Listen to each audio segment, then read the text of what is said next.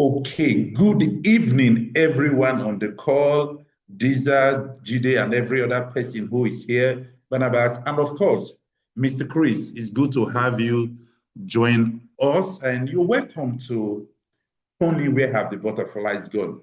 It's a conversation that I believe it's worth having, and I'm going to do the introduction, just a few minutes of introduction, and I'm going to hand over the class to Chris. And before I get into the introduction, I want to make these profound apologies.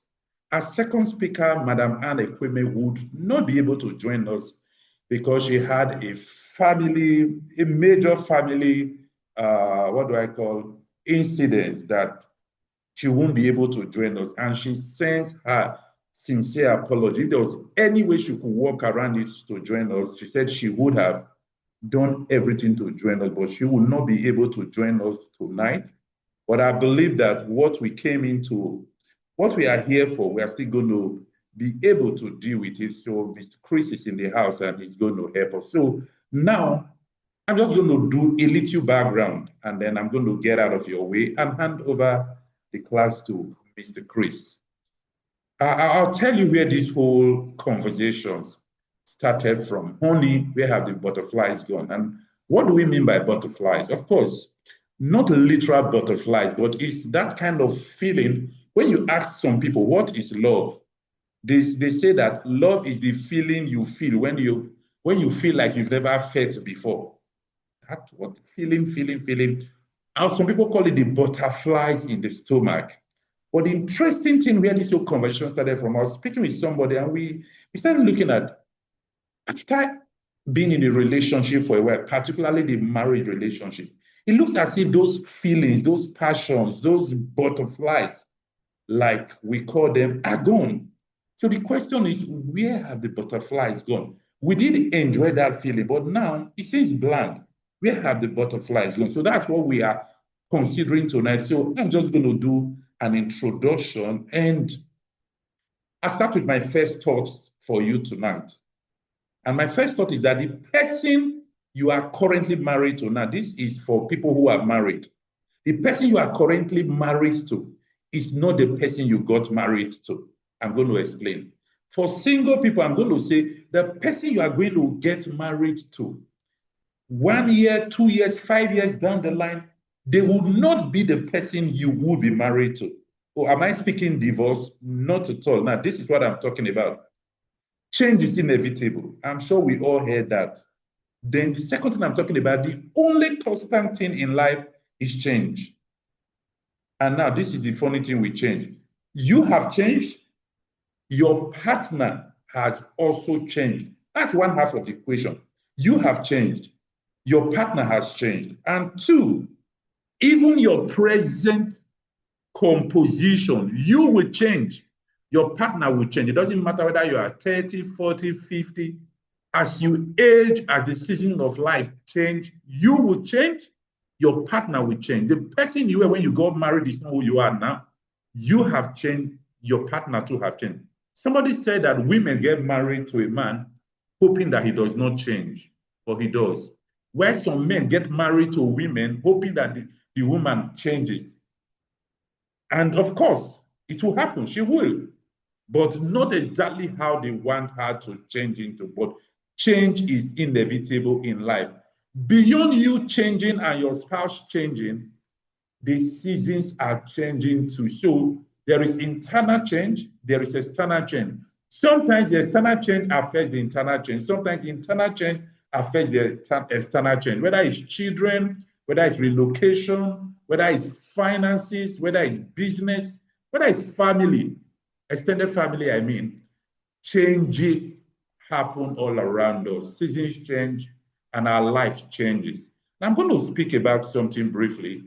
Adam and Eve. It's instructive that when God created the first family, he put them in where? A garden.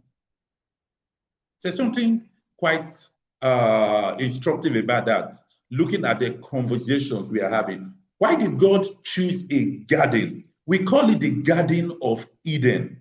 We didn't call it the city of Eden. We didn't call it the forest of Eden. We didn't call it the village of Eden. It was called the Garden of Eden. Think about it. Why did God put Adam and Eve in a garden? And as it relates to what we are talking about today, there's something interesting about a garden. One natural observation that any of us who's been around for a while knows very well is that the most common place to find butterflies is in a garden. That's simple for us to grab. The most common place where you find butterflies is in a garden. And the reason being, they appear where the environment supports them. Remember that we're still trying to answer a question. And the question is, where have the butterflies gone? Now, two things you must take from this conversation here is, the most common place to find butterflies is in a garden, and butterflies appear where the environment is conducive, where you've created a garden-like environment for them. So when we ask the question, where have the butterflies gone, we must ask ourselves some pertinent question. Why have they gone? When the garden of love disappears, the butterflies have to go. When the garden that we created when we were getting married, when all the feelings and all the butterflies, all the passion were there, when that garden disappears, the butterflies have to go. The environment is not conducive. If the environment is not conducive, the butterflies will disappear. And then to have butterflies, we must create a garden. I'm sure the conversations will go a lot into creating that garden, but I want to leave us three key things about a garden. Three key things about a garden. If you are writing down, this is the kind of thing you should write down. Three key things about a garden. Number one, gardens do not just appear. Gardens don't appear by chance. They must be intentionally created. Have you ever walked down the road and you see a beautiful garden that happened by mistake? It doesn't happen. The things that happen by mistake are bushes and forests, not gardens. Gardens must be intentionally created. And forgive me, I'm from the science background, and let me speak for 1 minute about the law of entropy.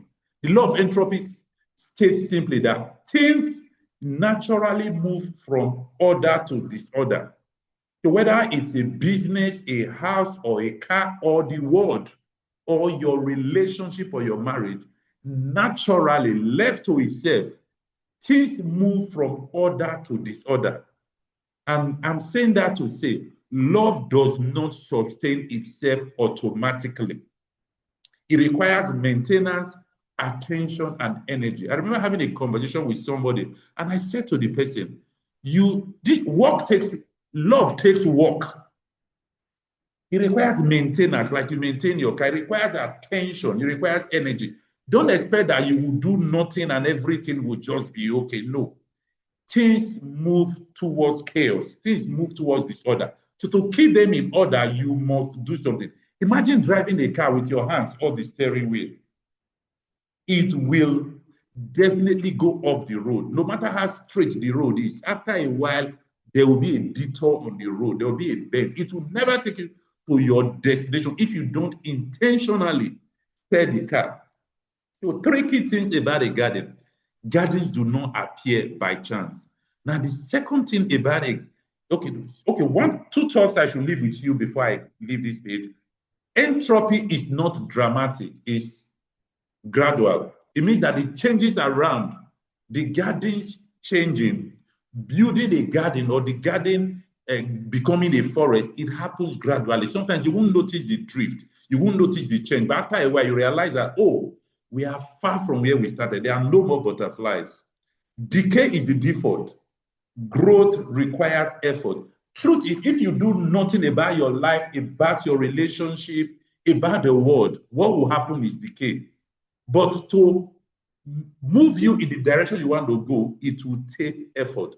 Now, the second thing about a garden is you must plant, you must water, you must tend, you must prune, you must remove grass. That's the thing about a garden. So now imagine your relationship, one beautiful garden with a lot of butterfly. If you do not maintain it, weeds will take over the garden. And now the funny thing about weeds is you don't have to plant weed. No, Jesus said that, oh, an enemy must have done this. You don't have to plant the weeds. They will come naturally by themselves. The enemy will plant weeds. So to keep your garden sane, you must, apart from planting the flowers, you will water, you will tend, you will prune, you will manure, all kinds of things. I believe Chris will deal with all of those matters. Now, one last thought about a garden I must mention here is, if you don't tend your garden becomes overgrown by grass. Now, when your garden is overgrown, it's very funny what happens. You don't just have butterflies, you have all kinds of things. Now, I wonder, just like I mentioned earlier, was this why the serpent showed up in the Garden of Eden? Now, if you know what the serpent stands for, you know that it's absolutely nothing good. So if your garden is overgrown by grass, you will find scorpions, you will find snakes, you will find rats, you will find all kinds of undesirable animals. And trust me, that is not good for you. So, hey, keep your gardens tended properly. And then the third thought about the garden I'll leave with us is, no tree, no tree in the garden is in perpetual bloom. You know, perpetual bloom means that, oh, when the flowers come out, that's actually when the butterflies come. There's no one tree in the garden that would bloom throughout all the seasons of life. So do you know what I'm saying? Plant different trees in your garden. Plant different things. Make sure that what holds your relationship together is not one thing, just one thing. Oh, it's only this, that, whatever it is, whether it's finance, whether it's communication, whether it's sex, whether it's, oh, doing sports together. Make sure it's not one thing. Make sure, oh, or maybe just children. So when the children go a new season, no, make sure it's many things, so that when this is not holding us together, this tree is not blooming, that other tree is blooming. Now, my final thoughts here. I know that you want butterflies. I do too. And that was why I thought this was a conversation worth having. Three key reasons why we are doing what we are doing, why I want us to have this conversation. Number one, whether you are single or married, understand that relationship will have its seasons. They call it the S curve of life. One day you are the pigeon, the other day you are the statue that the pigeon is resting upon. Normalize that relationship will go through seasons, change, but make sure that you are ready to navigate all of the seasons with grace and then with butterflies all around. Number two, redefine love and romance beyond feelings. Now, when I use the word butterflies, I want to replace it with the word feelings. Redefine love and romance beyond feelings. You will not always feel it. It doesn't mean that love has disappeared. Love will be expressed in many different ways. And now people talk about different love languages. For some people, it's the feelings and this and that. Oh, 5 love languages. I'm not going to go into them. But don't define love just by the feelings you have. Don't define it by feelings. Don't even define it by romance alone. Commitment, respect, loyalty, discipline is beyond just the feeling. The feeling may not be there, but what if there is respect, commitment, loyalty? Hey, all of them form a part of patience, long suffering. All of them form a part of love. And I think my final thought is, this is to help preparing people who are already married and people who are ready to get married. Preparing them for reality, not fantasy. Now, what do I mean fantasy? If you read a lot of love novels, let me use that word, those kind of love stories, if you read a lot of them, you will see a lot of fantasy that is called relationship. If you watch a lot of movies, you see a lot of fantasies. But hey, this is to prepare you for reality, knowing that the seasons change, time change, but your love can last through the season so that you will have butterflies all the way. Now, I want to say to everyone who has joined us, thank you very much for joining us. I see a lot of people in the house tonight. Yes, Barnabas is still here. Chidi, thank you for joining us. Daniel Ibrahim, glad to see you. Idia, God's time, Jide, yes, thank you very much. Pendi Nakanda. Of course, Samuel Babalala, Marilyn, of course, yours, thank you, is a different level. Damaris is here, thank you. Vivian, the chat herself, thank you very much. Wow, Evelyn is here with us. Of course, my special, lovely Dija, thank you. I know there's one person I can't read their name because of their device, but I want to tell everyone who has joined us tonight, thank you very much for being part of this conversation. I really, really appreciate it. Now, I'm going to bring in Chris. I've done the introduction. I've told you why we are here. Let's prepare for reality. Understand that seasons changing doesn't mean love has changed.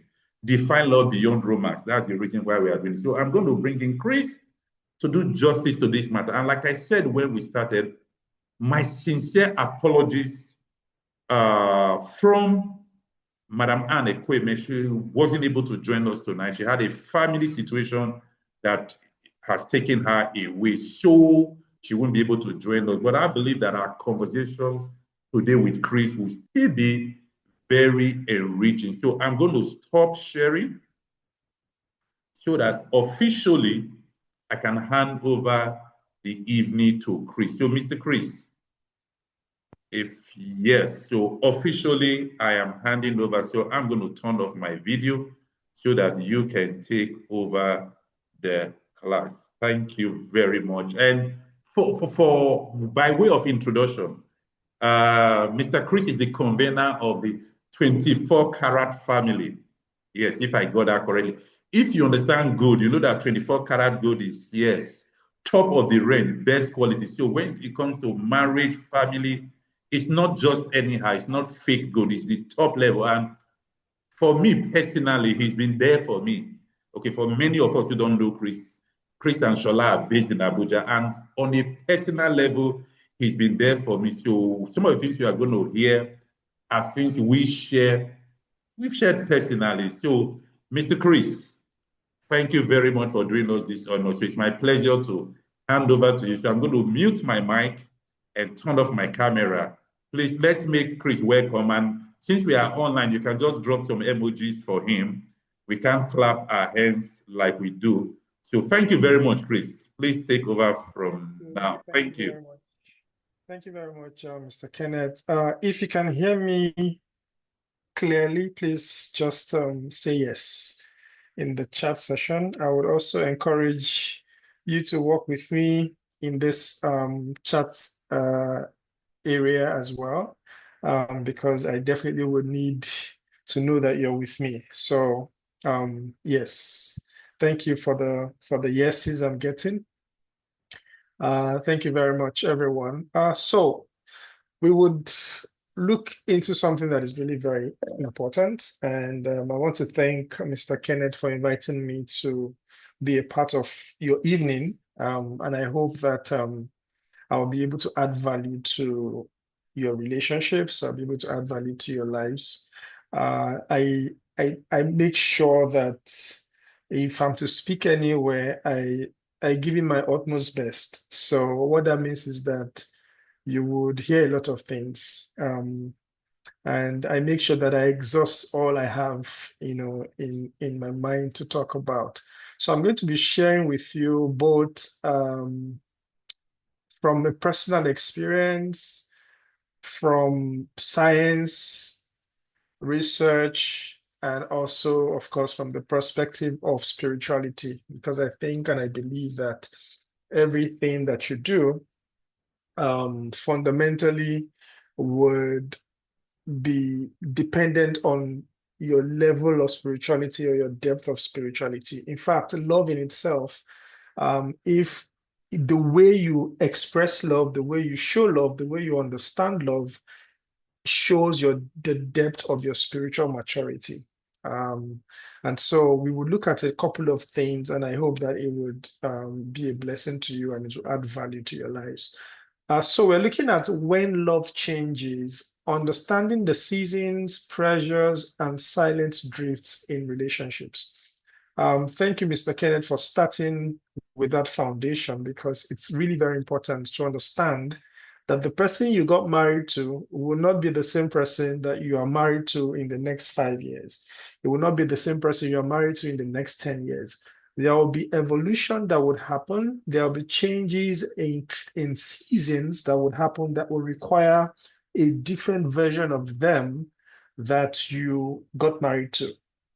And so at the beginning, you got married to someone who was single, very single woman, doesn't have children, maybe still just starting up in their careers. They may not have, reason in their careers. They're trying to find their way. Some are trying to find their purpose. You are probably living in a one-bedroom apartment and all of that. And then in the next 5 years, you find out that this person is older at least by 5 years. They've given birth to two children. There's the responsibility of taking care of the children and building a family. You've moved from a one-bedroom apartment to a three-bedroom apartment. You are earning more money. You have more responsibilities because the children's school fees, a higher rent. You have become a manager in your company or in the organization where you work. And so these changes in seasons and the evolutions that have happened, or the changes or the growth that have happened, will definitely impact how you show up in life. So um this is one person who was single and didn't have any issues, didn't have that much responsibility. Now you have a lot of responsibilities. You have work that you've grown to become a manager. You are leading a lot of people at the office. You've given birth to two children. You, as a man, you used to be muscular or slim. Now you have pot belly. Your wife, have added some weight as a result of childbearing. A lot of things happen in life. And the unfortunate thing is that we are not aware, or we are not conscious of these changes and the demands that these changes and these transitions and seasons make of us and how we show up in life. And so it begins to impact the way that we relate with our spouses. It begins to impact the way that we show love, the way that we show up for our partners. And so it can result to conflict, it can result to change, it can result to even the relationship breaking up, if it's not handled effectively. And so we will look at a couple of things that will bring us to a place of awareness and make us really understand that, oh, this is the reason, or this is why I feel that we are disconnected. This is why I feel that we are having issues. Or this is the reason why I was thinking that he has changed, or I have changed, and all of that, or we have grown apart. So a lot of things happen. But one thing that I must let you understand is that love does not usually die. It doesn't matter what goes on in your relationship. Love usually doesn't die. It just changes forms. Okay, it just changes forms. And if you want to really succeed in your relationships, in your love relationships, it's important to even understand what love means. A lot of people don't have a good understanding of what love means. And because they don't understand love, they can't express it effectively. Because they don't understand love, they don't know what form of love to express at different points or at different phases in their relationships. Okay, so there are different types of love. Okay, according to Greek philosophers, there are different kinds of love. There is a filial kind of love. The filial kind of love is the type of love that friends have, is, mutual affection for your friend. No strings attached, but that type of love that you have for your friend. Okay. There is the eros kind of love. That is the erotic kind of love. It is the sexual kind of love. It is that feeling that you have that makes you feel attracted to the opposite sex or to your partner. And you want to have sex with them, you want to touch them, you want to kiss them, you want to, be with them and all of that. There's also the what you call the stodge kind of love. So the stodge kind of love is that type of love that is called enduring love. This type of love, you grow into it. If you see a couple that have spent 20 years, they've endured through different things. Their love have formed into storage kind of love. It's an enduring kind of love. Okay. And it doesn't matter what the situation is, they're able to pull through, or whatever the situations they've been through, they're able to pull through, still love each other, and still be with each other. And there are, several kinds of love. And there's also the agape kind of love. The agape kind of love is the one that we call the God kind of love.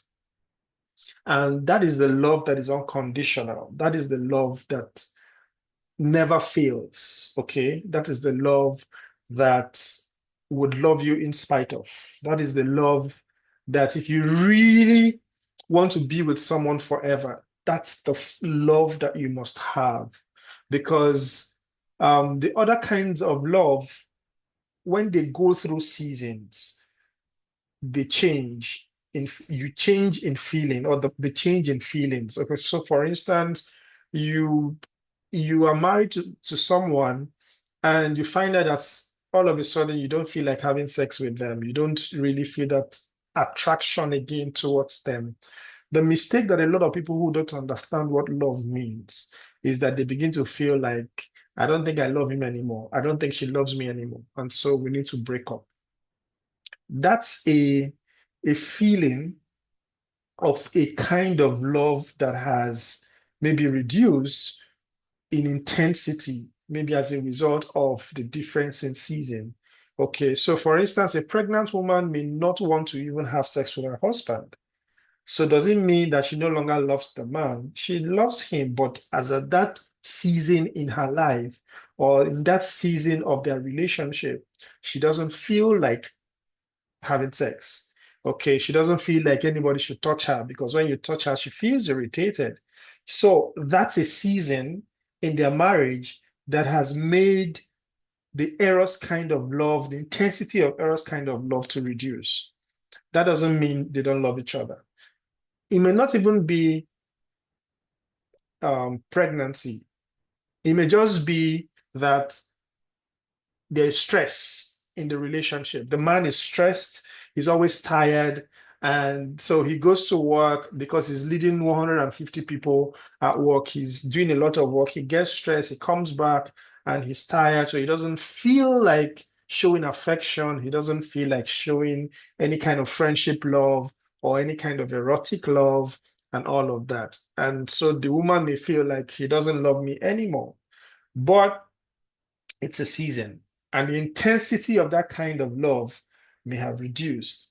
But then there is agape, which is the God kind of love that is not expected to reduce in any point in your relationship. Because if you operate in agape, it becomes the foundation upon which other love rests upon.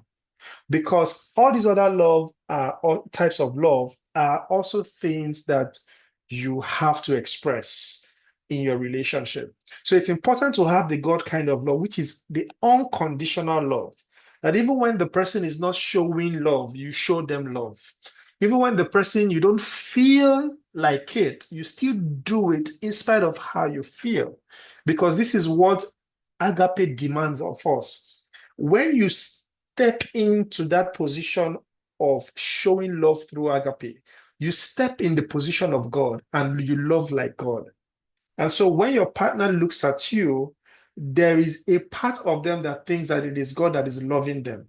Because in spite of what they do, in spite of their behavior, in spite of how they act, God would still love them. And so when you when you love, you personify the nature of God. And so you love from that aspect. And because that love is unconditional, that love does not fail, then you can still continue to build and bring back the feeling of eros, the feeling of filio, the feeling of sturge that may have reduced in intensity. Okay, this is the way God designs that we understand love and express love. You personify the nature of God when you love from the standpoint of agape. So that's very important. And so, like I said, love doesn't usually die, okay? Especially agape does not die, all right? And so the other types of love, they don't die, they just change form because of the season. And every marriage moves through predictable seasons. Every marriage moves through predictable seasons. If you can predict your season, the season of your marriage, then you should be able to know what to do in each of those seasons. All right. So it doesn't matter where you are at right now. Understand something that you are not in crisis or your marriage is not in crisis, but in transition that you don't understand. So you may be having issues right now because there's a transition going on in your marriage that you don't understand. So it's not like you guys are in crisis. It's not like you are in crisis, but because there's a transition going on in your marriage that you do not understand. So that is really very important. So the real enemy is not even conflict. The real enemy is unawareness. A lot of people are not aware. You are not conscious of the season that you're in. You're not conscious of the changes that are going on within you. You're not conscious of the pressure that is coming from external sources. You're not conscious of the pressure that are coming in from internally through you.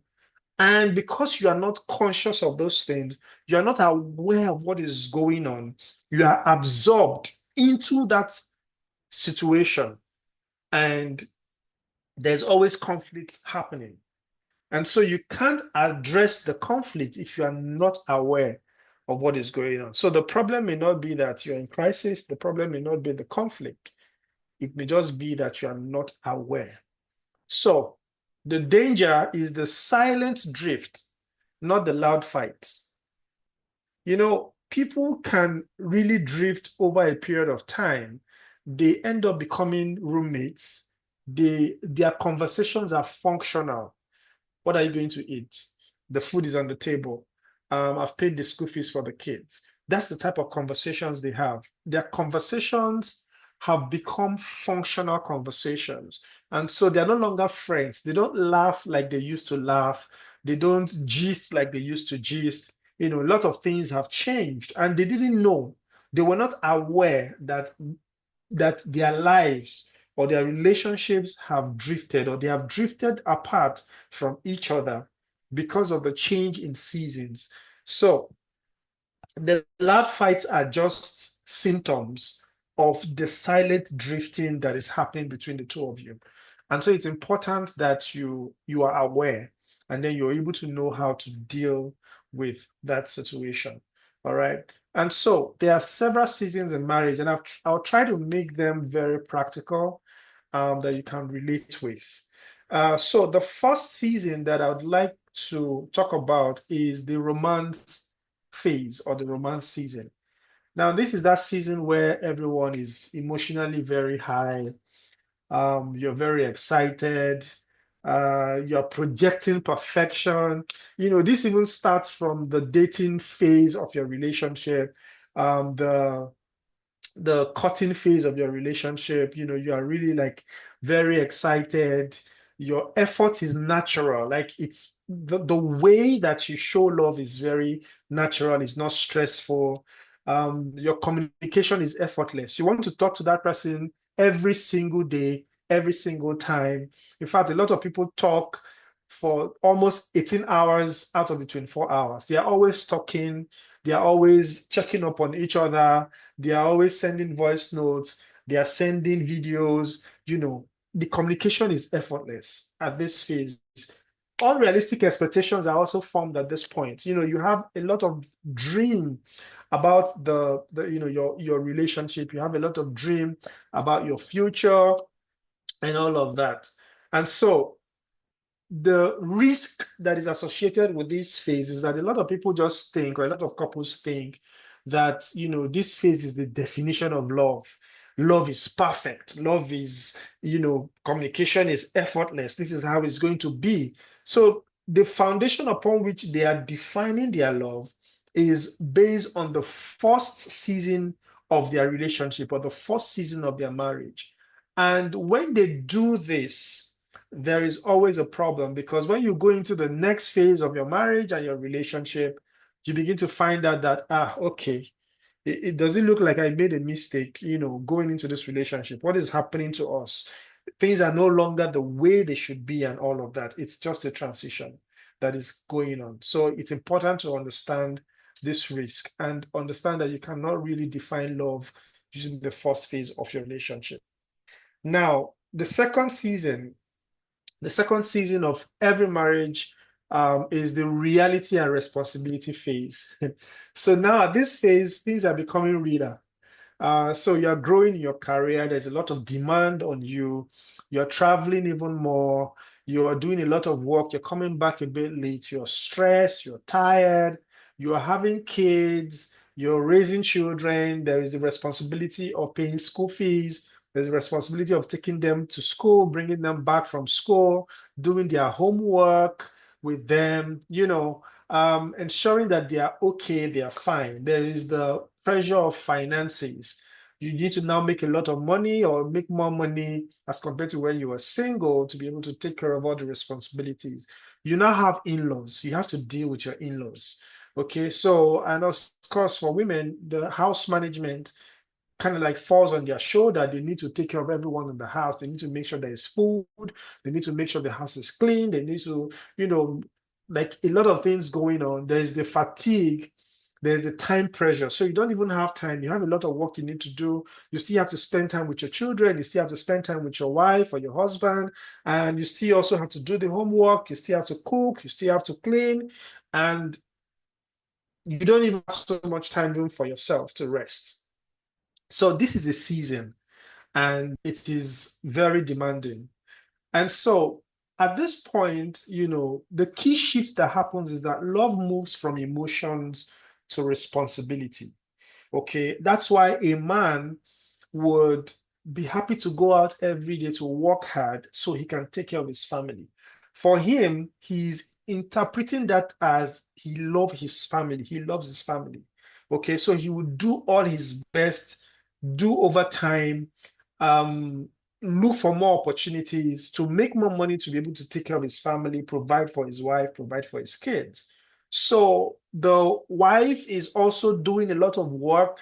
She may be working as well to be able to also support the family. She's standing by her husband. She's helping with the kids. She's cooking. She's love also is translating for her or moving from emotion to responsibility for her. So I'm doing this thing because I love my husband. I love my family. Okay, so the common misunderstanding here is that some people will be like, my partner has changed. Okay, he doesn't buy me flowers anymore like he used to. He doesn't, write me notes like he used to. He just comes back. He doesn't gist like he used to. He's no longer as excited like he used to.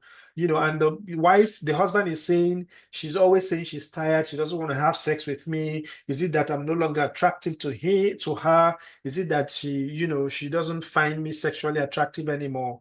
And all of that. So there is that common misunderstanding that my partner has changed. Instead of saying, it looks like our season has changed. So, how do we make adjustments? How do we evolve? How do we show up better, in our marriage and for ourselves, looking at all of the pressure and all of the changes that are happening in our relationship? So, that is really very, very important. Couples need to understand that their partner has not changed, but there is this change in their season or in the season of their marriage, and they need to readjust on how they show up for each other. That's very important. Now, the third season is the season I call the power struggle phase. Okay, now at this point, the reality of the person that you got married to will begin to show up. Okay, so the differences between the two of you will become obvious. All right. So for instance, there are so many ways that I'm different, from my wife. Okay. So there's a way that I handle conflict that is different from the way she handles conflict. So when I'm hurt or when there's a conflict, I rather would go back into my shell, not talk, because I sometimes I don't even know what to say when I'm upset or when I'm not happy or when there's a clash between my wife and myself. So I tend to keep quiet to process a bit. So I go back into my shell to process a bit so I can have a good conversation later. But then for my wife, she wants to talk now. She wants to talk now. She wants to have that conversation now and get it out of the way. She will be restless. She'll be thinking a lot. A lot of things will be going on in her mind if there is that silence. All right. And a lot of us are like that. We have different personalities when it comes to how we deal with conflict. Sometimes it's the man who is now the one who wants to talk and solve the problem, immediately and just get it out of the way. The and in the other case is the woman that wants to be silent and quiet and all of that. You need to find a middle ground in how you resolve conflict. If you guys are two different people in that direction, there are differences that we experience. As men, we some people the difference is in the way they lay the bed. Some people the difference is in the way they push out the toothpaste out of the pack. The difference for some people is from the bottom, for some is from anywhere. The difference for some people is how they scoop butter from the cup. So the differences will begin to show. These differences are not, there is no difference that is wrong. Your partner's personality, there's nothing wrong with it. It's just that's just who they are in terms of how their brains are wired and how they do things or how they are trained in terms of their upbringing. And so it's different from your personality as well. And so it's to say, do we allow this cause trouble between the two of us and consistently bring up conflict, or we embrace and accommodate each other's differences, celebrate those differences, and see how we can work together? Because really, the truth is that God will bring two different people so they can complement each other. So, in the areas I am strong and you're weak, I can stand there and we are still strong. In the areas that I'm weak and you're strong, you can stand in for me and we are both strong. So, it's important to understand that. In this phase as well, personality contrasts surface. There's always that surface of personality contrast. I'm um, phlegmatic, for instance. You are sanguine, so you like to talk. You are extroverted. I'm introverted. I don't like too much stress, too much noise, too much talk. And then our personalities will either clash or align to support each other. And then at this point, the unmet expectations will begin to surface.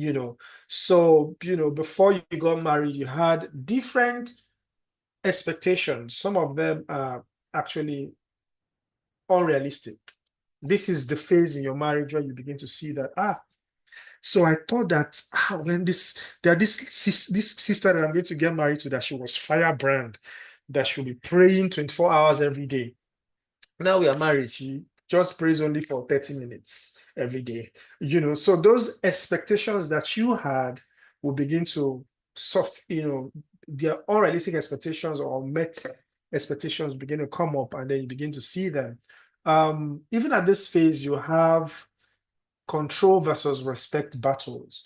Some people would want to exercise control over decision making, for instance, finances, where to live, the school that the children will have to go to, and all of that. And there's always that issue with control, and there's also that issue with battles. Now, the truth about this is that at this point, some people, if they're not aware or conscious of this type of transition that is going on in their marriage, they'll begin to think, did I marry the wrong person? No, you didn't marry the wrong person. It's just a phase in your relationship. And the truth is, this is not a wrong partner phase. It's not like, you got married to the wrong person. And so this is the phase where the partner is wrong, the wrong person for you. This is just a growth phase. This phase requires that you evolve. This phase requires that you align. This phase requires that you have conversations to help you adjust. This phase demands growth and evolution. And so you must be able to sit down and now reconsider all the things that are probably causing conflict in your relationship and begin to address them and begin to make demands of each other to grow and improve and change, because that's really what this phase demands of you. It demands growth. If you still are with me, can you just give me an emoji and say, yes, we're with you. Yes, yes, yes, we're with you. If you're learning something, I definitely would want an emoji from you. Thank you, Dr. Adi. Thank you, thank you, thank you. I can see all the plenty likes. Thank you, Jide. All right, so we would go to the next phase. Thank you so much for the yeses. So the next season in every marriage is the emotional distance phase. All right. So at this phase, there is the reduced conversations. You're not talking so much like you used to because a lot is going on in your lives. A lot of work, taking care of the kids, a lot of issues. You're tired, you want to rest, and all of that. There is also the functional communication only, that where some people they would you know at this point only just have conversations that are necessary and are needful or are needed in the marriage relationship. For some people is the loss of playfulness. Before they used to play a lot, they used to gist a lot. Yeah, so they used to play a lot and they used to gist a lot, and then um now they can't do that anymore. So that's also something that happens in the emotional distance phase. There is the living like roommates that can happen, and then intimacy becomes scheduled or absent. This is the silent drift zone. And for some people or some couples that are aware, they skillfully deal with this phase. Either of them will begin to have conversations to say, we need to talk. I've noticed that we don't talk that much. I've noticed that we don't play that much. I've noticed that, we only just have conversation when it is absolutely necessary. I've noticed that you always now work so hard. So you go to the other room, spend more time working.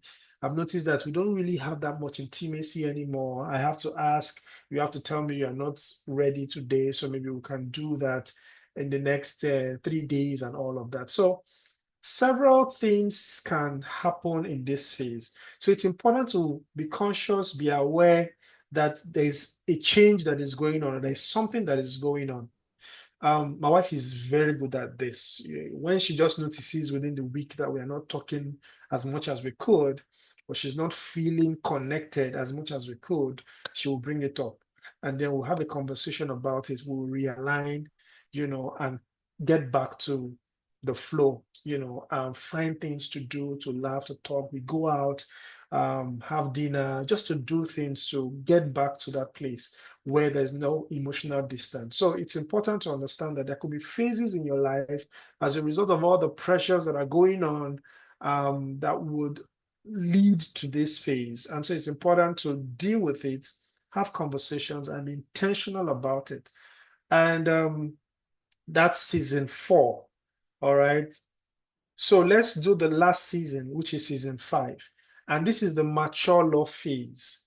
Okay. So if you grow correctly, you will build deep friendship in this phase. At this phase, you would have built intentional love. At this phase, you would have built emotional safety. You will just create safe space for each other to be able to express how you feel. At this phase in your marriage, you would have had realistic expectations. You would have known that, oh, there are some things that this marriage cannot meet for me. They are just unrealistic expectations I was having at the beginning or when we were cutting. And then at this point, you know that the love you have for your partner is not just the type of love that you have for them because you feel something. It is a love that you have chosen to express. Okay, so it comes fundamentally from agape, mixed and covered with filial eros and all of that. And if you look at all the different seasons that we've talked about, you'll find out that for emotional distance, you notice that there is that the friendship love may even just disappear, or even the erotic love may just disappear during the season, 4 of your marriage or your relationship. And so, but then what holds that marriage together and makes it not to break apart or make you guys not to leave each other and say, oh, this marriage won't work, is because there's agape that is the foundation upon which your relationship is standing, and you're willing to grow, you're willing to work on the relationship, you're willing to transition. Okay. And so once you have that mature love phase, there is deep friendship, filial comes, there's intentional love, there's emotional safety, realistic expectations is now what you're dealing with. You have now chosen to love that person in spite of. All right. So these are like the 5 seasons that can happen in your marriage. And the truth is that it doesn't happen in years, okay? So you can be in one of these phases. You can be in season 4, which is the emotional distance phase, 6 months into your marriage. So it doesn't mean that it has to be maybe 5 years later or 10 years later. You can begin to experience the power struggle phase when you are just, 3 months into your marriage or 2 years into your marriage.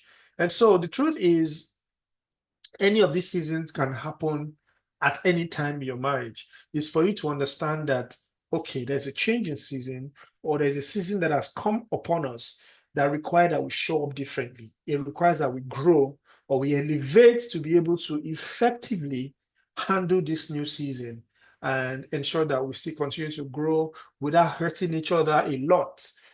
So that's very important. Now, we need to understand that there are different pressures, okay, that can happen in our relationships. Uh, Marriage will bring pressure to us. Life will bring pressure to us. Marriage will bring pressure to us. And there could be internal pressure and there could be external pressure. Okay. And these are things that would make your love change, or these are things that would cause transitions in your marriage. And so they put pressure on your love, and sometimes people don't manage it effectively. So there is the internal pressure of personal growth at different speeds. All right. So I want to grow and I'm doing everything to grow. This other person wants to grow as well, but the speed are different. I am doing all these courses. I am doing, all of this masters. I'm pushing. I'm applying for this. I want to really grow. I'm reading a lot of books. And, the other person is doing their best, but is not in the same speed as you. Those can be, can cause some internal pressure that will begin to make your love, change form.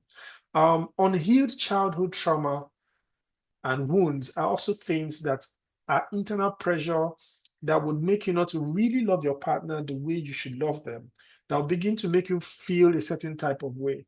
A lot of people don't trust men. They get married, because of past trauma that they've experienced and they've not healed from this trauma.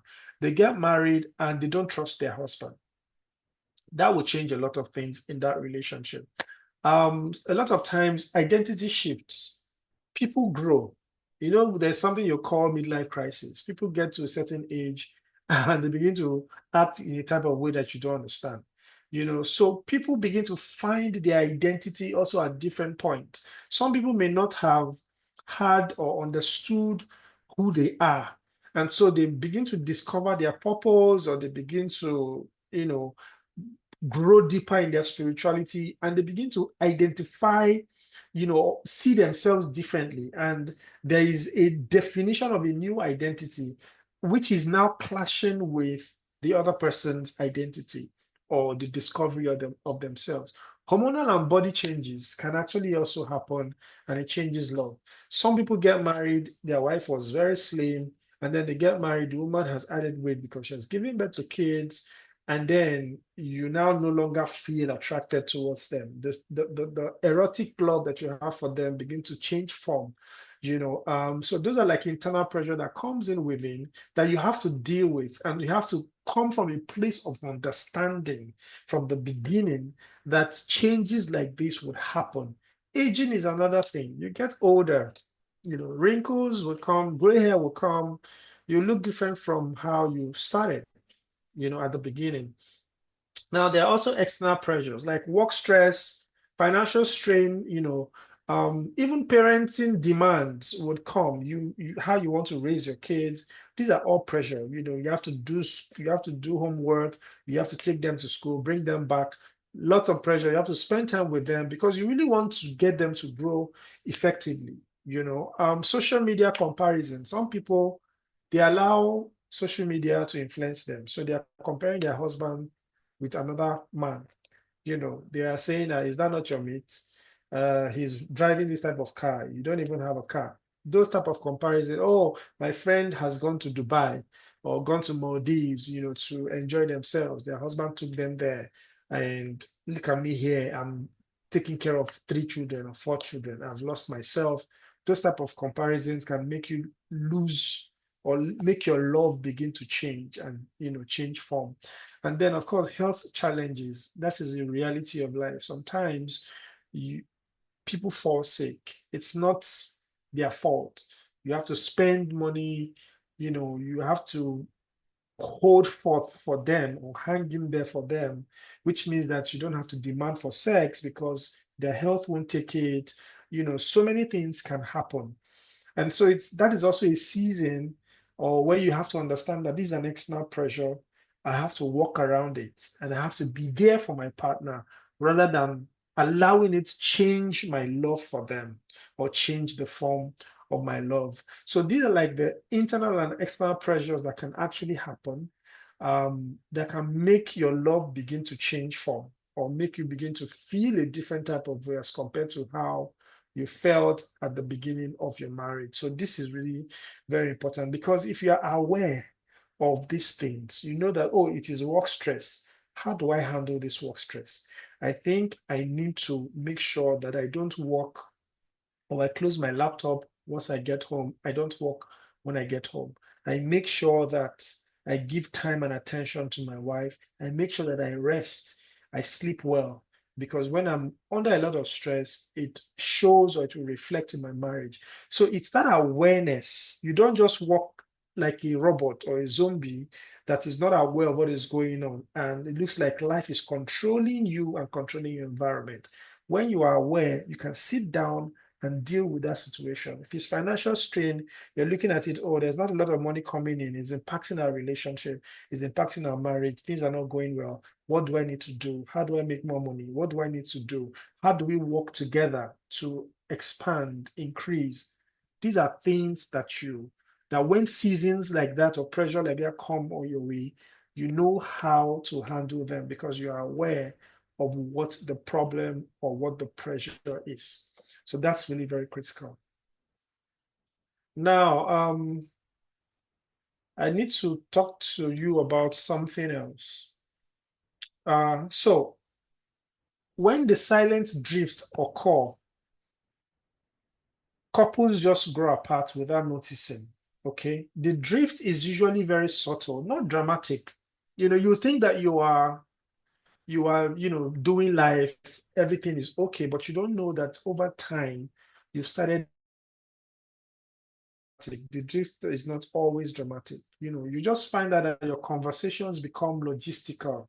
You're not having deep conversations, you're not having intimate conversations that get to your soul. It's just those conversations like, have you paid the school fees? I've paid the rent. What are we eating this evening? Have you done the kids' homework? So it's just about logistics, just functional conversations, no deep conversations, You don't look into your partner's eyes, tell them how much you love them. They share their hearts to you, pour their hearts to you. You don't have this type of conversations anymore. It shows that something is going on. You're drifting apart. The celebrations disappear. You're that type of man or woman that used to celebrate your husband or your wife, on your birthdays, on Valentine's Day. You are always doing something to celebrate them, but then you now find out that between the two of you, you stopped. You suddenly stopped. You don't do those things. You don't celebrate each other anymore. That shows that there's a drifting that is happening. The curiosity about each other, is fading. You're not interested to know anything about the other person. You're not interested to get to know them more. You're not interested, to just know what is going on in their hearts, in their minds, at work with them, their relationships and all that. You're not just interested. That also shows that there's something going on in terms of drifting. Uh, no more emotional check-ins. Before you would at the end of each day, you would ask each other, how are you doing? How are you feeling? How was your day? Hope you're doing okay. What's going on with you? And all of that. But then the emotional check-ins have stopped. You don't even check in to know how the other person is feeling. You don't check with them to know how they're doing. You don't really, it's as if you don't care. It's not like you don't care, but you're no longer doing them. You don't have that eagerness, that capacity to want to do those things anymore. So it shows that there is a drift that is going on. Appreciation becomes rare because even with all of the things going on, you don't even have any reason to appreciate them. You don't have any reason to thank them. You don't have any reason to show gratitude. You don't have any reason to say, I see you, the work you're doing, the effort you're putting into this family. I appreciate you. I'm grateful. Thank you for being my partner. Thank you for doing life with me. Those appreciations are gone. Touch becomes functional. You rarely touch each other. You don't kiss anymore. You don't hug anymore. You hardly have sex. You just do it because you have to do it. You're doing it not from your heart anymore. You're just giving your body. Those are signs that drifting is happening. And then, another thing is assumptions replace understanding. So rather than showing to understand the other person, you are assuming in place of understanding. And so something happens, instead of you to ask, to say, well, why did this happen? Let's talk about it so I can understand more. And now we see how we can fix it. But now you are assuming that this is what they are doing. And because, or you're assuming that this is what they did. And because you're assuming, you work with that assumption, you don't care to make the effort to really understand. These things show that you are what? You're drifting. And they can happen in a very subtle way. So you need to examine your relationship and ask yourself, are we drifting apart? Okay, are we drifting? Are we is there that excitement between us to just want to be really interested and curious um, about each other's feelings? Do we still have those check-ins? Do we appreciate each other? Do we celebrate each other? Those are things that we need to look at and ask ourselves those questions. Okay, so if you don't talk more, or you talk more to outsiders than to your spouse, it's a sign that you are drifting. If your conversations are more about you to others, your friends outside, and less to your spouse, it means that you are drifting. If your partner is the last person to hear about your good news, you have good news that you want to celebrate, the first person you send a message to is your friend, then it shows that you are drifting. If you don't have no shared dreams anymore, you don't have dreams that is both of you that are dreaming about those things, a shared vision, a shared dreams, it means that you're drifting apart. If you have increased irritation over small things, when they do something to you, you just get irritated easily. It shows that you're drifting. If there's emotional withdrawal, you're no longer emotionally available for each other, it shows that you are drifting. Reduce laughter together.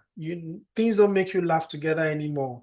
You no longer send those emojis that make you laugh and you share with them and you guys laugh together. It means that you're drifting. When you begin to now live parallel lives, okay, so I'm pursuing my own goal, my own dreams, my career. This person is pursuing their own. You're not exchanging conversations, you're not sharing knowledge, you're not doing anything, you're just living your own parallel lives and doing your own things.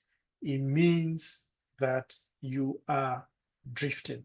Okay, so these are signs that show that you are drifting, and it's important to really just think about it and see how you can fix it. All right, that's very important. Um, I would begin to round up I'll begin to round up. Let me just talk about something that I think is very important, and it's about rebuilding when love changes. I think this is really very critical. Rebuilding when love changes. The first thing that you must understand and do is that you must normalize the season. All right. Understand that you are not failing, but you are transitioning. That mindset is really very important. You must tell yourselves that, okay, this is a normal season that every couple or every marriage must go through. So we are not failing in our relationship. We're not failing in our marriage. All right. We will only fail if we don't fix it. We will only fail if we don't grow. We refuse to grow and we allow the conflict to linger. But as long as we normalize that this is a normal thing that can happen to anyone, so we are not failing, we are transitioning. That mindset helps you. The second step is to relearn your partner. Okay, like we established at the beginning, the person you got married to will not be the same person you are married to in the next 5 years. All right, so because between 3 to 5 years, people change emotionally. Between a period of time or after major life events, people change. The day you get married, something changed in you from being a single person to a married person who now sees that, oh, you have to wake up every day with someone by your side. Your life changes, you become a different person. The day you lay your eyes on your child, you become a different person. It's a major life event and something major changes inside of you. The day you become the CEO of your company, something changes inside of you. So it's important to relearn your partner. So to know that, oh, this is a new phase. They've evolved into this person. I need to learn them again. I need to understand this version of them to be able to love them effectively and build a relationship with them. So it's important to ask certain questions. You have to ask questions like, who are you becoming now?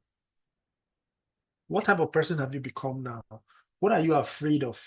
What currently brings you joy? How do you feel loved in this season? It's important to just ask questions because questions reveal the version of them in that phase of their relationship, and then you can walk through it. All right. Step three is to restore emotional connection. This is very critical. For a woman, especially, emotional connection is very important.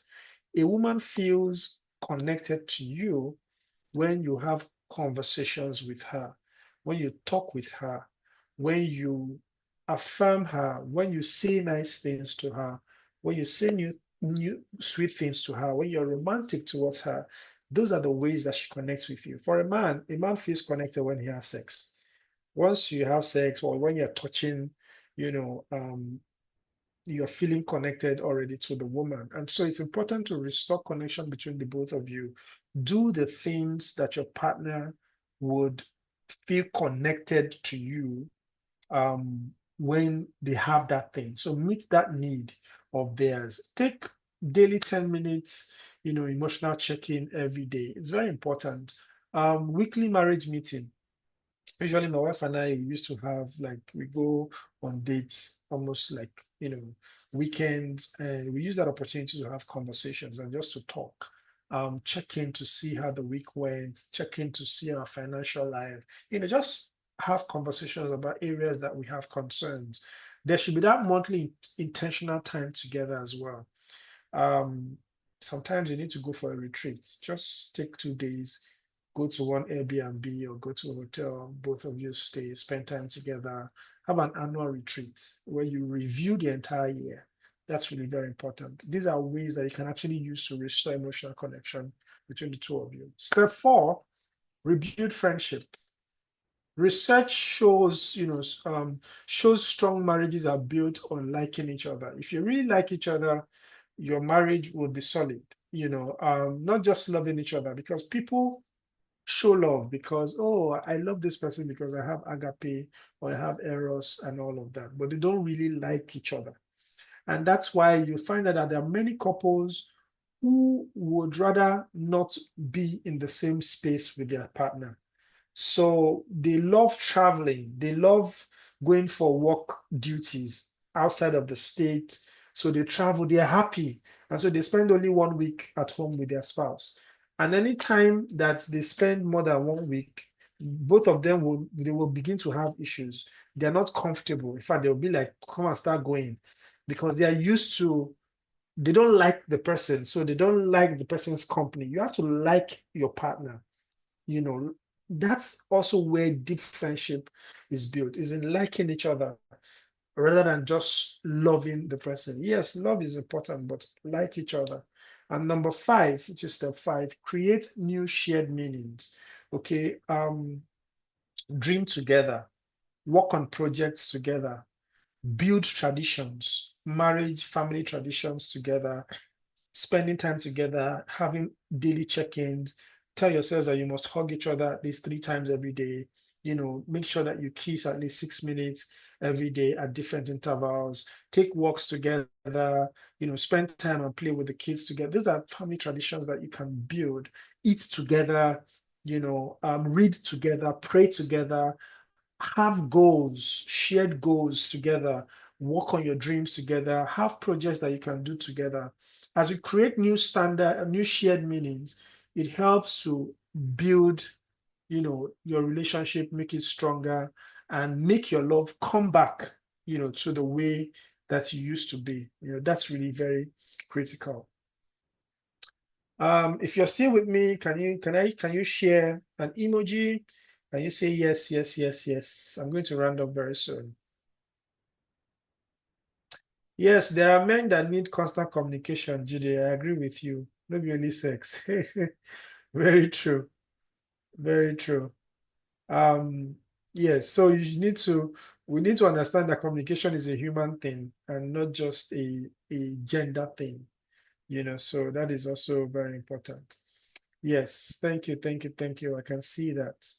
Um, yeah, let me quickly share. So I have a lot of things I want to share, but let me quickly share this because I think it's really very important.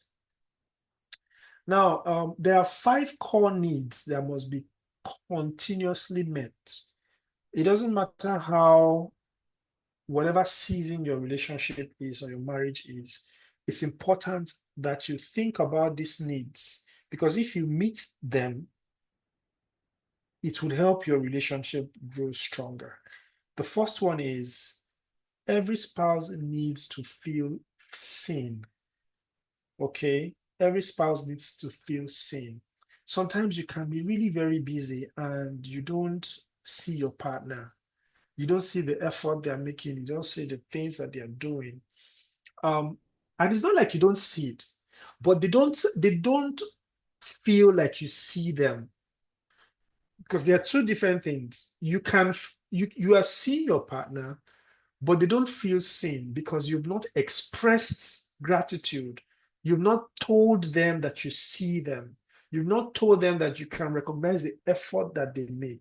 So it's not enough to say, oh, I see you. No, they have to feel it. Recently, my wife, um, spoke to me about she was doing a lot of work around the house, ensuring that the house, everything is on point because my parents had to come, stay with us for a bit. And so she was making sure that everybody was okay. She was doing a lot of work, and all of that, ensuring that the driver is available to take, my parents, so that my dad to the hospital. And, she was just ensuring that the house was in order. And I was really, the truth is, I saw those things because it also helped to free me to do some work.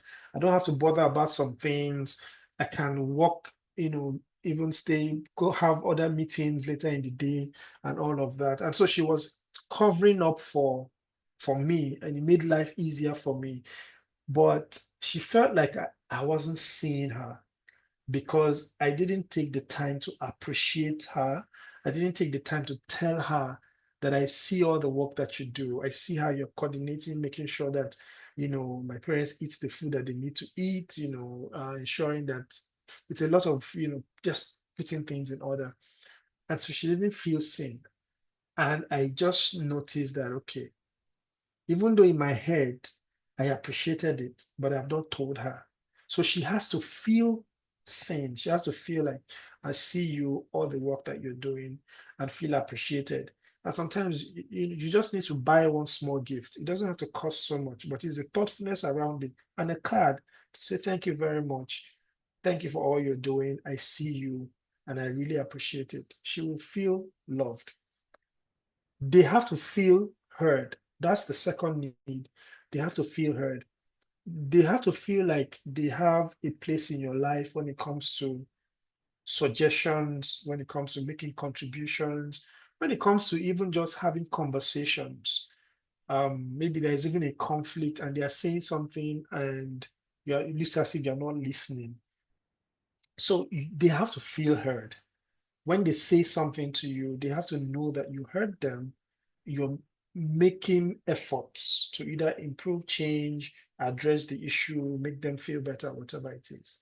The third core need is that they have to feel valued. Okay. You have to show that you value them a lot.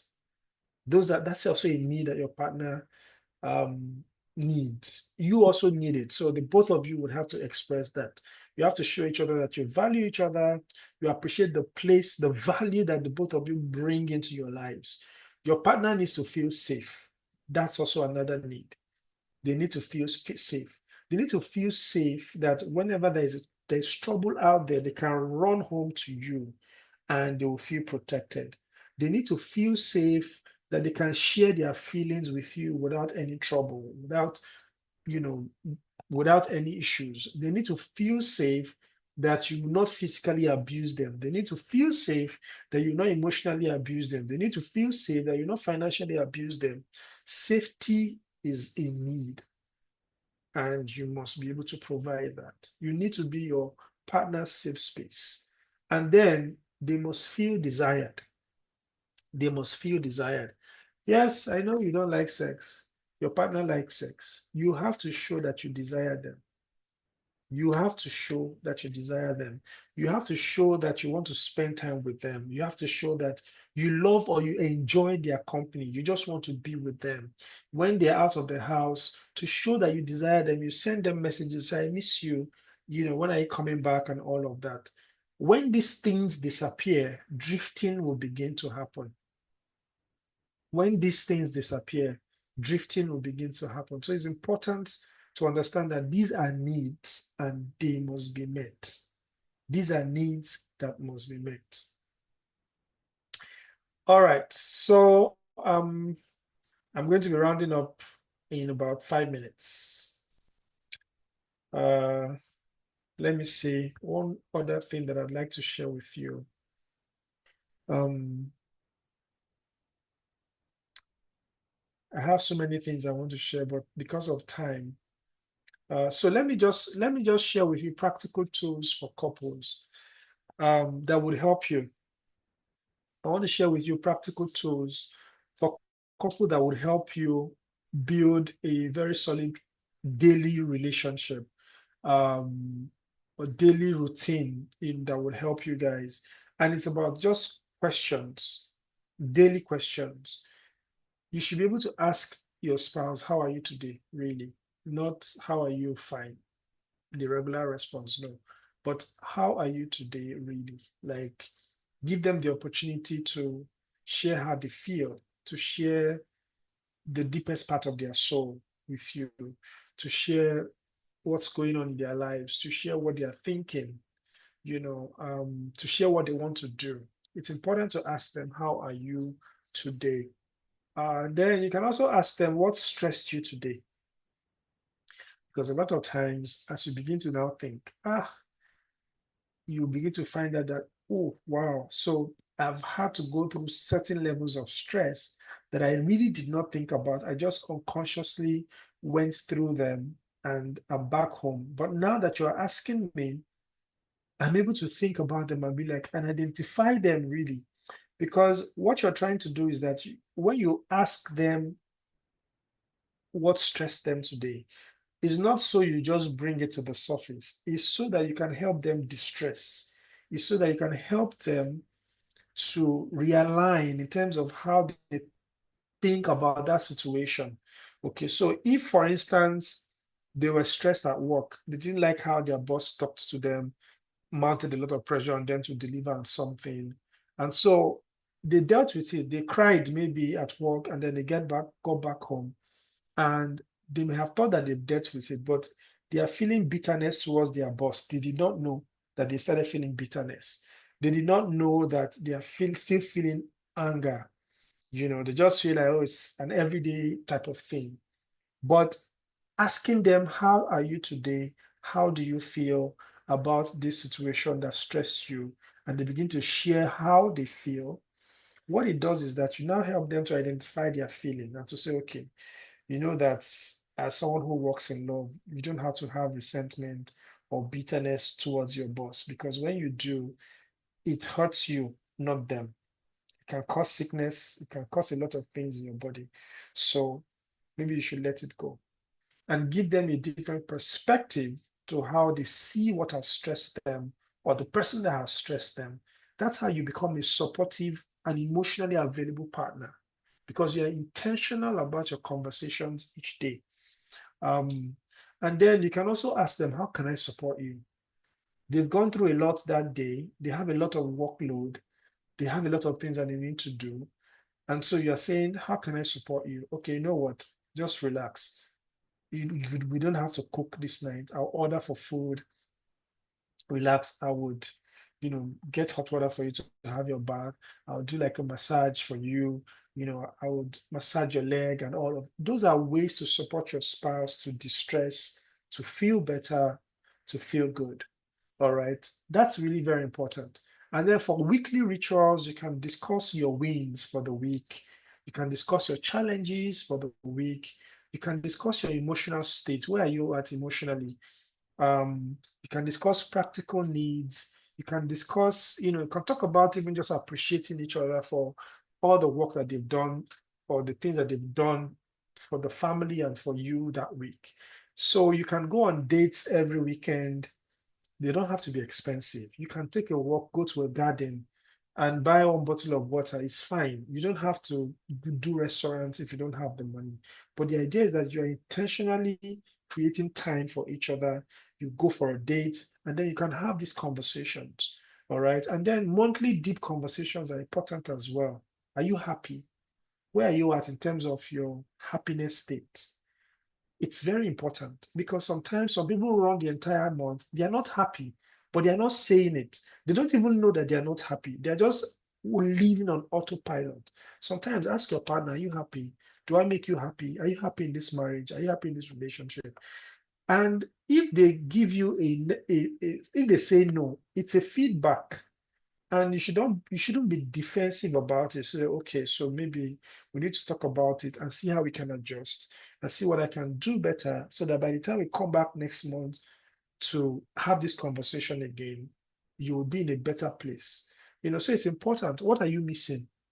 What are you missing? What is in this? What are you missing about our relationship that we used to have before?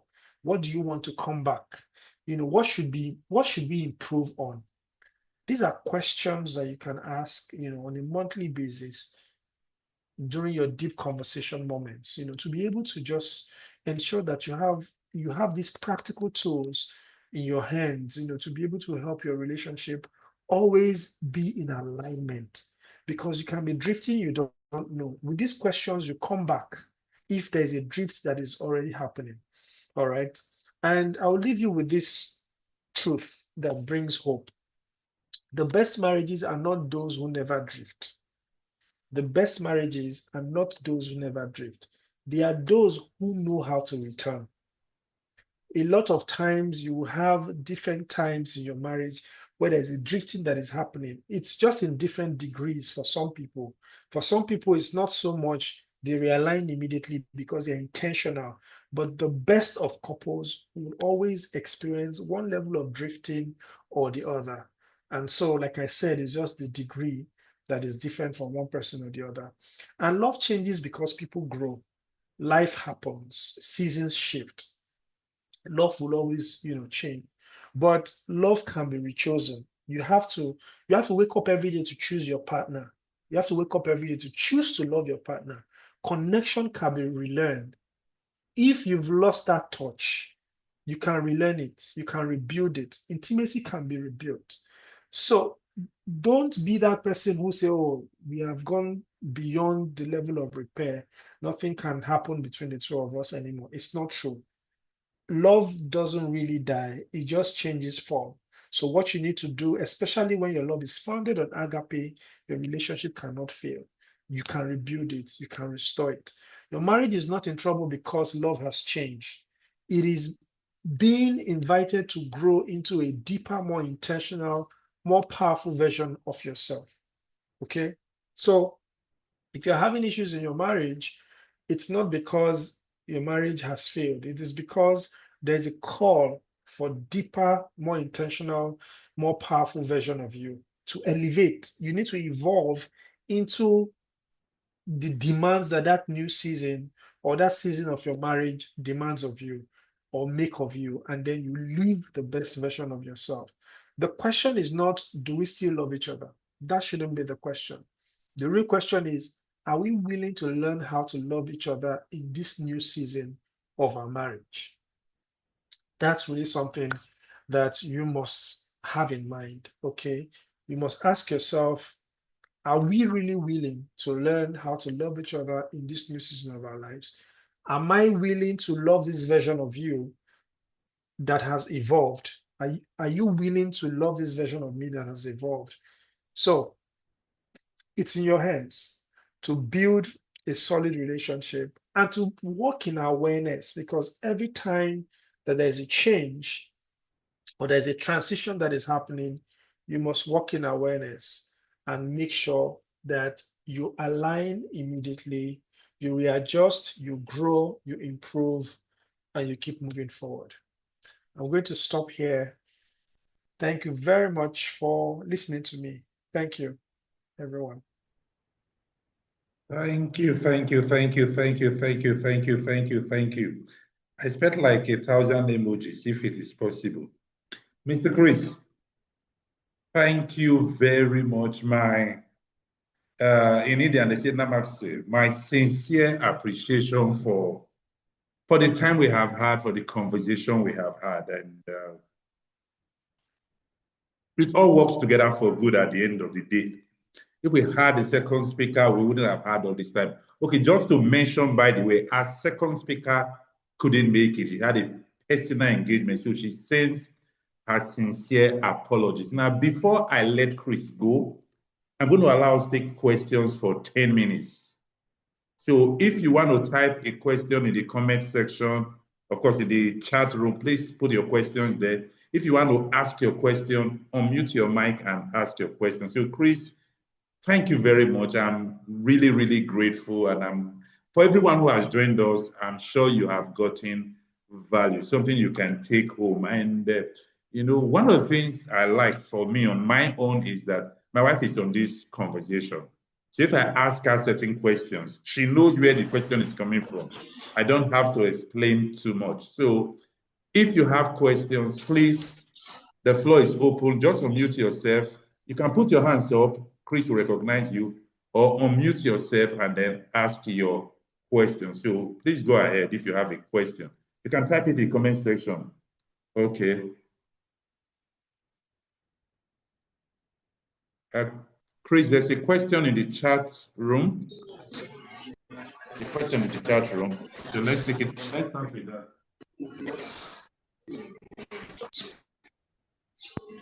Yeah, the question says, what is the hope for a marriage where one or both of the two people genuinely do not like the other, even though they are showing love? Can like be forced? Okay, so I believe that for two people to get married or get to the point where they get married, it means that there was some atom of likeness at some point in their relationship. Because usually for a friendship, if the relationship actually started with friendship, they actually did like each other at some point, and it means that if they actually did like each other at some point, maybe at the friendship phase or the courtship phase, then that likeness can be rebuilt. Okay. And what I would say is that it's important to understand that as far as you are within the context of marriage, God has blessed that marriage and God has empowered the both of you to not fail in that marriage. If you fail in that marriage, it means that it was your choice, not because you did not have the capacity not to succeed. So this is really very important because a lot of times we give up on ourselves because we stop trying or because we feel that nothing can happen. But the truth is, as long as you are within the context of your marriage, it doesn't matter what has happened in that marriage. If the both of you make up your mind to grow, to improve, to change, to adjust, your marriage can come back to life no matter how dead you think it has become. Because God has given every married couple the capacity to not fail in their marriage. If they failed, it's because they made the choice to fail, not because within that marriage is not the capacity for them to succeed. And so, if you have this mindset, you know that you can adjust, you can make adjustments, build friendship, honestly like each other. You can tell yourself, tell your mind, is a wiring that you have to do. Engage in things that build friendship between the both of you. Do things together, be interested in each other's hobbies, have conversations, get to know the person. For instance, you can say, okay, let's start all over. I want to be your friend. I want to know you more. You're asking questions because it is the knowledge that you gain when it comes to knowing the other person that makes you really like them. There's something that you saw in them at the beginning that you got to know or found out about them that made you fall in love with them. You liked those things about them. So it's important that you don't allow life make you drift to a place where what is holding that relationship is the love that you have. Oh, because we are Christians, we have to love each other. Or because we are married, we have to love each other. You have to build an environment that will make likeness to thrive. And it comes with playfulness, it comes with playing together, going out together on dates, genuinely seeking to know the other person, asking them questions, just building friendship. Once you are intentional about it, then the likeness will come, in. So it boils down to the both people making up their minds that we want to build likeness in this relationship and we'll make the effort to do that. And God has given you capacity to do that. That's very important. Thank you. I hope I answered that question. Yes, Dr. Adi, your question is my question. Okay, you mentioned internal slash external pressure. External pressures are somewhat manageable.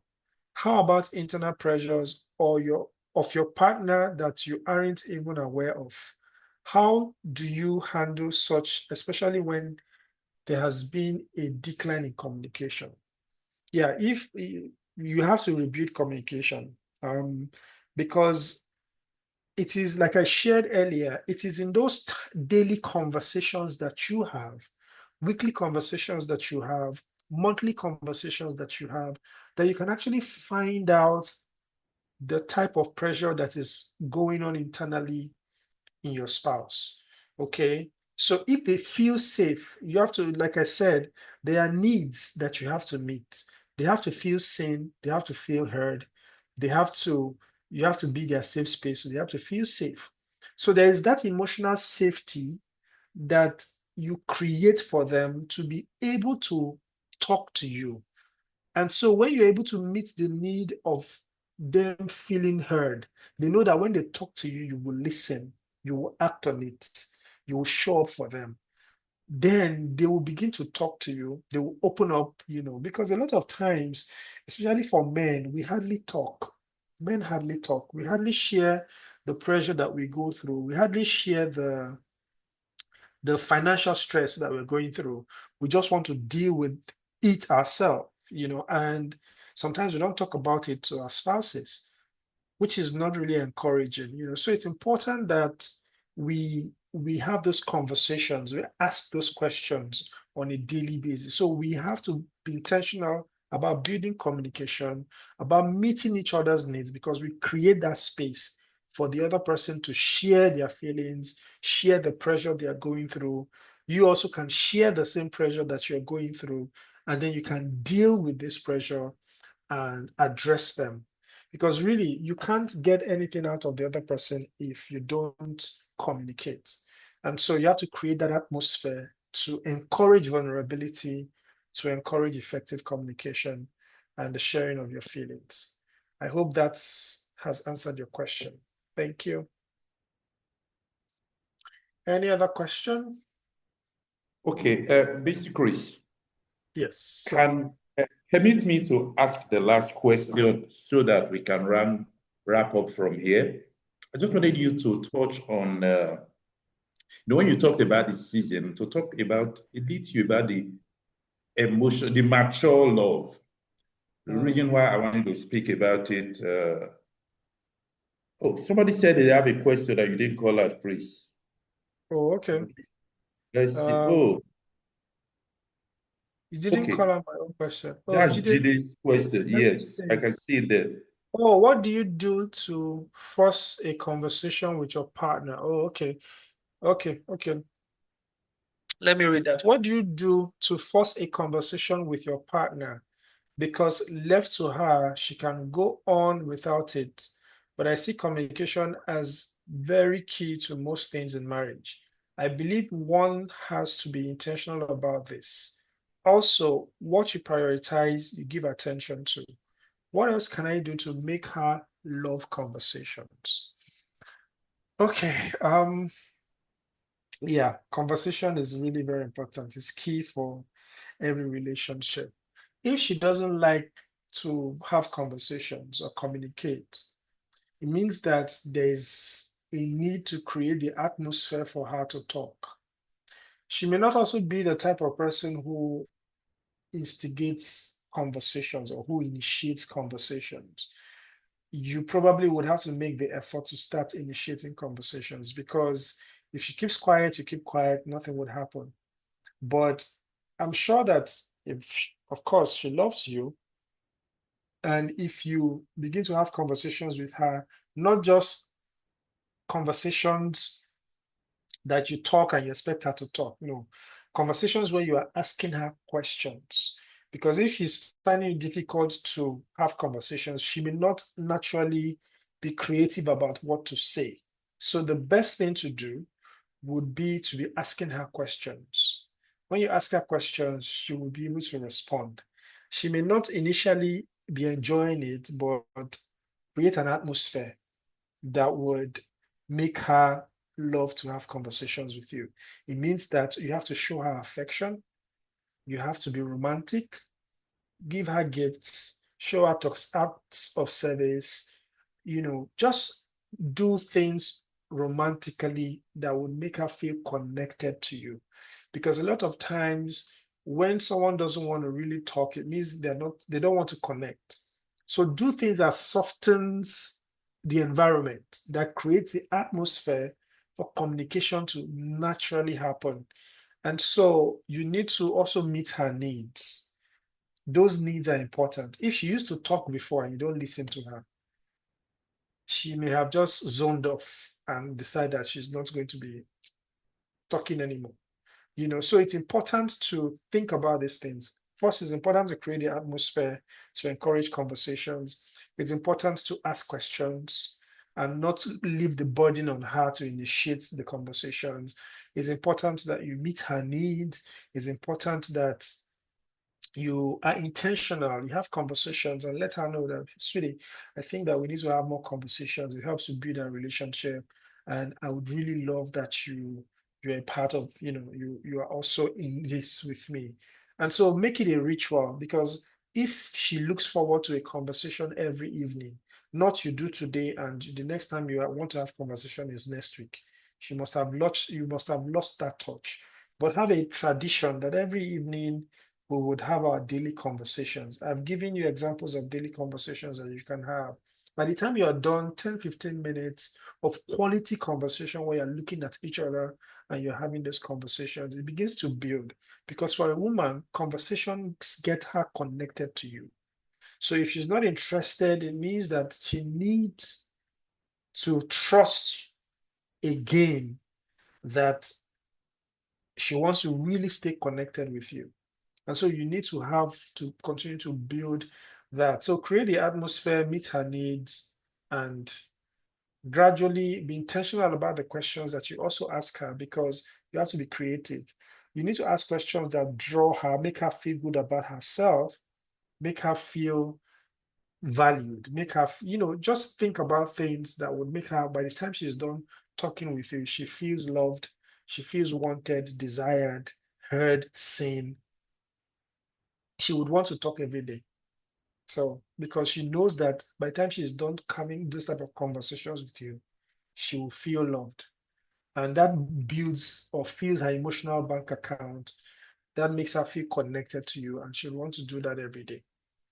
So, I hope I answered that question. All right, Mr. Chris, thank you very much. I was going to take what I call the last question. So thank God we've taken that question that was pending. I just wanted you to touch on mature love. The reason why I want you to touch on it is so that we walk away with some certain goals or milestones or a model, something to reach out for. We've had a lot of conversations, of course, romance, the different seasons. But when it matures, it's like when you see a mature tree, there are things you find on it. Mhm. So just briefly, while you summarize, just give us like, I know you've mentioned a lot of things, a model, a template, what does a mature love look like so that when we live here, while we are having the conversation, while we are building intimacy once again, we have Mm, something to look forward to? yeah. Okay. So, when you say you are in the phase of your marriage or relationship where your love is mature or mature love phase, it means that growth has happened.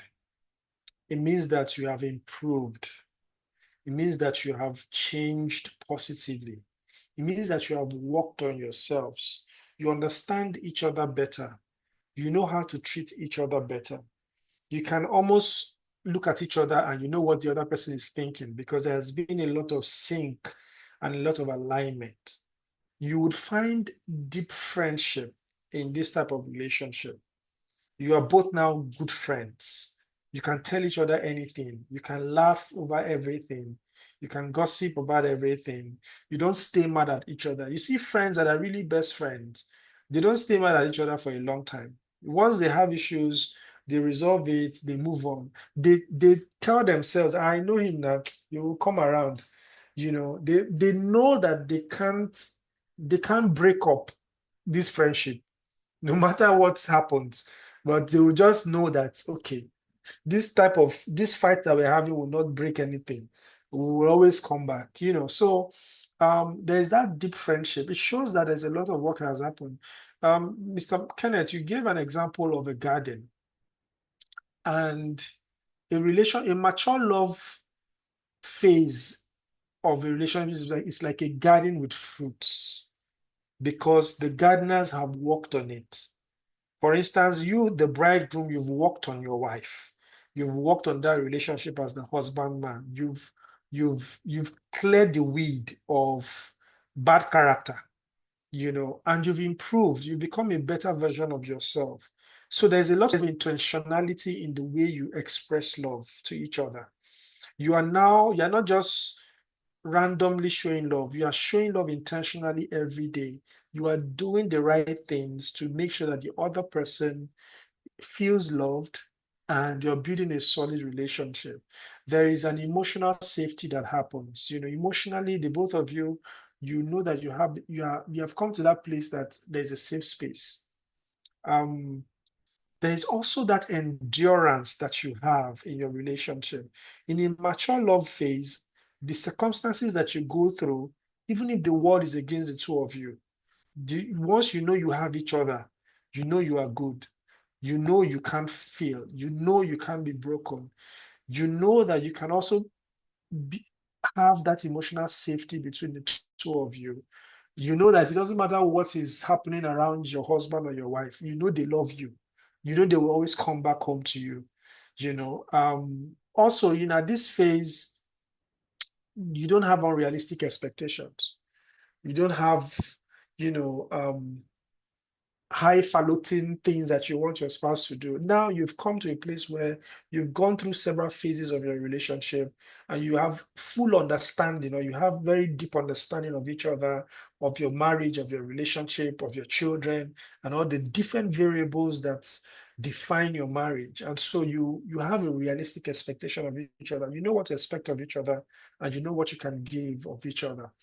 And also, it's important to understand that at this mature love phase, one important thing is that you have really grown. Those things that used to make the both of you fight before, they no longer make you fight. You've grown to the point where those things that your partner used to complain for years, they will be complaining of the same thing for years. You find out that, oh, after 5 years, after 10 years, they no longer complain of those things because you've outgrown those things. You've worked on yourself to grow that those things don't no longer bring issues because you've outgrown those character, and you have also chosen that every day I'm going to love this woman. It doesn't matter what happens. I am not going to not love this woman or not love this man. This marriage is forever. You've come to a mature place and you know that it doesn't matter what the challenges you go through, you are not failing. It's just that you need to readjust, realign, and keep moving forward. So that determination is there. You have made the choice. I'm going to be with this person for the rest of my life, and I will choose to treat them right, no matter what, and no matter how I feel. So when you get to that place, it's always very beautiful. You find out that there are some marriages, even our parents, at 40, 50 years, you would find out that those things that they used to fight about when you were growing up and you saw them quarrel about, they no longer quarrel about those things. There's something about the endurance that their love has gone through that they can just look at each other and just keep smiling and just enjoying their lives. You see deep friendship in those type of relationships, so yeah, so that's like mature love. And trust me, it doesn't happen in the first 2 years of your relationship. It doesn't, because it takes a lot of work, to get there. But you need to keep going, keep adjusting, keep realigning quickly so that you don't hurt each other continuously and consistently for a long time. For each season that changes, keep realigning, keep readjusting.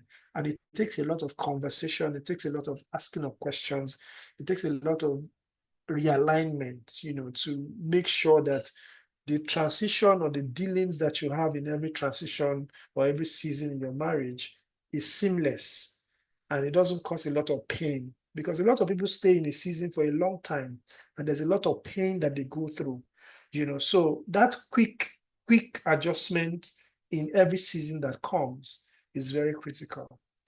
Thank you very much. I hope I was able to answer that one. You're mute, Mr. Kenneth. Okay, okay, yes. Okay, you can hear me now, right?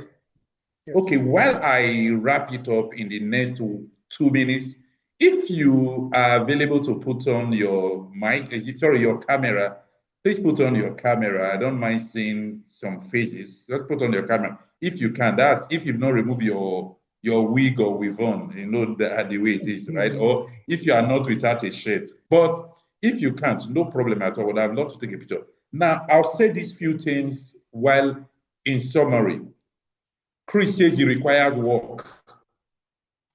One, it requires work. Okay, Marilyn is there, Idia is there. It requires work. Now, something he has said again and again, realign, readjust, and grow. And then the final thing I want to remind everybody, it is not a crisis, it's a transition.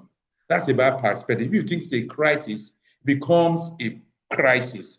But if you think it's a transition, it means you can quickly realign, readjust, and then grow through it.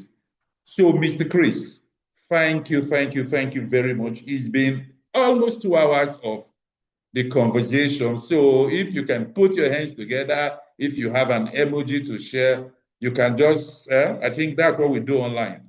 Thumbs up for Mr. Chris. Mr. Chris, I'm very, very grateful. I'm very grateful. And my greetings to Shola. I know I have borrowed you from her for these 2 hours. So that's why I should share my greetings with her. I am very, very grateful. And for everyone who has joined us today, Dija, who was here before we started, Idia, Chidi, Dr. Adi, I see you, Jide, thank you. Dan Ibrahim, Onoha, Endi Nakanda, Juliet, that's actually my younger sister. Thank you. Angela, I can't forget Vivian.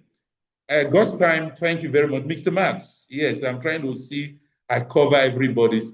Of course, Damaris, thank you once again for joining us. Samuel Babalola, thank you very much. And if you've enjoyed this and you would like to do this again, send me a message. But what I can tell you for sure is this. If we are going to do this again, you are going to promise me that you're going to come with one person, either your spouse or you come with somebody because, but I want to tell everyone who has been with us, thank you, thank you, thank you, thank you very much.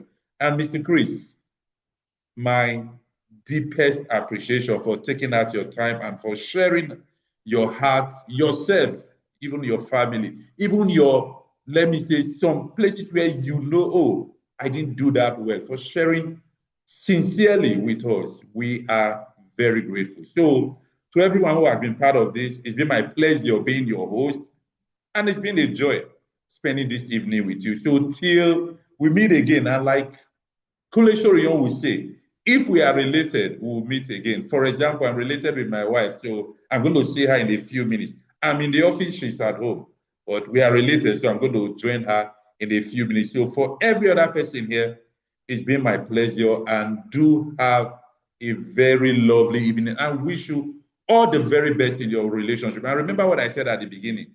This we did this because it's a conversation worth having. That's why we put this together. So thank you, Mr. Chris. Thank you, Marilyn. Thank you, Chidi.